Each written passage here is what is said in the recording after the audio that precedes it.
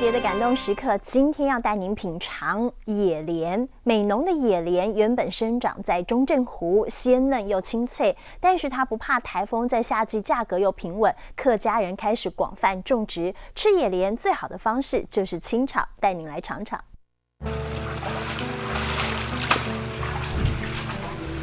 一把把翠绿细长的蔬菜，就是美浓的特产野莲。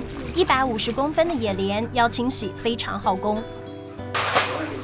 为了洗去污泥，得要先大动作的左右摆荡，接下来摘除叶片，再慢慢的去除杂质。农民说，这样的水莲才不会有土味。一天出货300斤，全家人都得帮忙出货。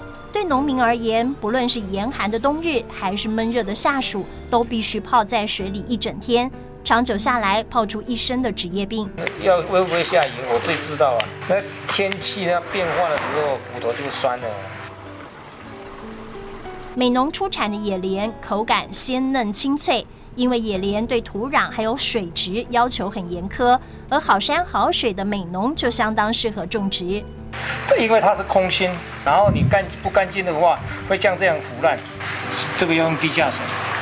以前的野莲是野菜，生长在中正湖，美浓的客家人会拿来当食材，所以它也成为客家代表菜之一。要料理野莲，清炒最能够吃到原味，切成5公分的野莲最方便入口。蒜头、姜丝、辣椒先爆香，接着大火快炒就行了。放入客家的黄豆音酱、盐巴和米酒，就可以准备起锅。炒野莲速度要快，这样才能够清脆又爽口。美浓的野莲端上桌相当受欢迎，在美浓这是每家餐厅都有的招牌菜。而清炒野莲为什么这么美味？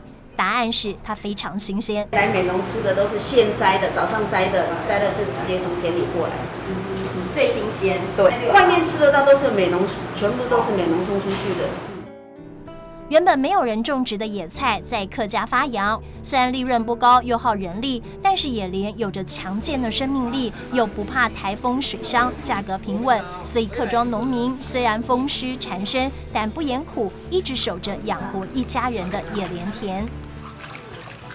疾风劲草下体验野莲的纤细，简单朴实却有千回不厌的口感，一如客家精神，在美浓闪耀150公分的感动时刻。